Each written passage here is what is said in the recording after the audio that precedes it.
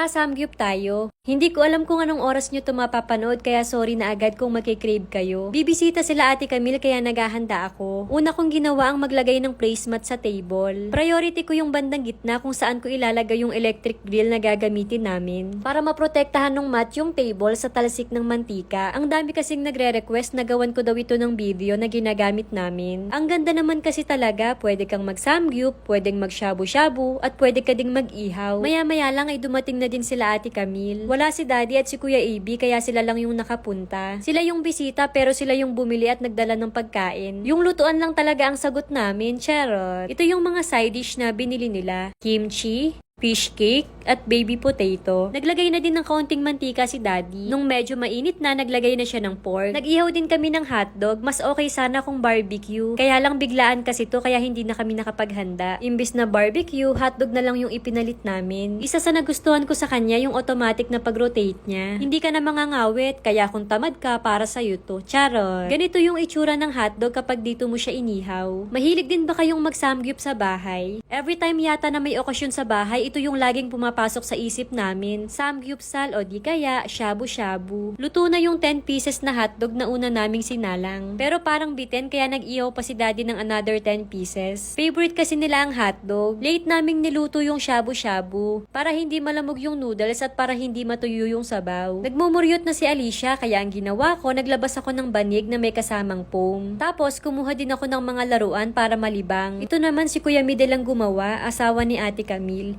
Yan yung pinagkakaabalahan niya kanina. Naglagay din siya ng hotdog sa loob. Malapit na talaga kaming magmukhang hotdog lahat. Konting-konti na lang, charot. Sinalang na din namin ng aming shabu-shabu. Ang bilis lang niyang kumulo. At hindi pa nga kami nakontento ni Ate Camille. Kaya naman nag-order pa kami ng corn dog, fish cake at milk tea sa Hachi Pachi. After namin kumain, pinasok ko na si Alicia sa kwarto. Nilaro-laro ng konti para mapagod at mabilis patulugin. Pumasok na din si Kuya Fort at si Johan. Nilalaro nila si Alicia. Ang cute nilang tignan. Nung makatulog na si Alicia, sinabayan ko na ng paglilinis sa labas. Una kong kinuha yung electric grill na ginamit namin. Syempre, una ko lilinisin yung baby ko. Charot. Ganito din ba kayo kapag may bagong lutuan o may bagong gamit? Ingat na ingat. Ay nako, parehas tayo. Habang busy ako sa pagliligpit, yung asawa ko busy din. Busy sa pakikipagkwentuhan at masayang masaya pa. Si Kuya Midel at Ate Camille ang kakwentuhan niya. Inuunti-unti ko na kasi yung ligpitin habang tulog pa si Alicia. Pagkasigising, hindi na naman ako makakakilos. Ayaw sumama sa iba at ayaw din magpababa. Kagandahan din pala sa electric grill na to, mabilis linisin, madaling hugasan. Natatanggal kasi yung coating plate at yung drawer kung saan nag-iihaw. Kaya naman less hassle kapag lilinisin mo. Ang bongga, diba? Sigurado madaming mabubudol dyan. Syempre, isa ka na dun, charot. May mga natira na pang shabu-shabu kaya inilagay ko muna sa freezer. Sigurado naman na magagamit pa yan. Inilagay ko din sa ref yung natirang kimchi, fish cake at baby potato. Okay na okay yun kapag nag-crave ako sa kimchi rice.